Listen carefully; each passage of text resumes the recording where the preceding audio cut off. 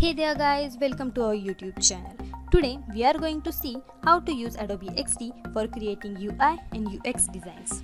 This course is aimed at complete beginners. So those who has no idea or no experience in designing, you are at the right place. Adobe XD is a software using which we can design applications without writing any code. Yeah, we don't need to write any code or any syntax to design an application. But using the Adobe XD, we cannot create an actual application, as we are just designing an application so that developer can use it for development purpose. Adobe XD is available on Mac as well as on Windows.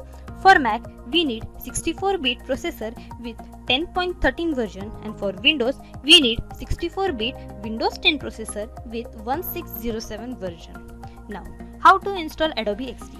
To install Adobe XD, first we need to download Adobe Creative Cloud desktop application onto our system. I have already provided a link to download Adobe Creative Cloud desktop application. Go check out the link and download the application.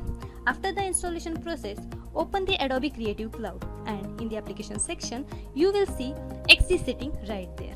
Click on the install button and it will install the Adobe XD for you. After the installation process is complete, software will be completely ready to use.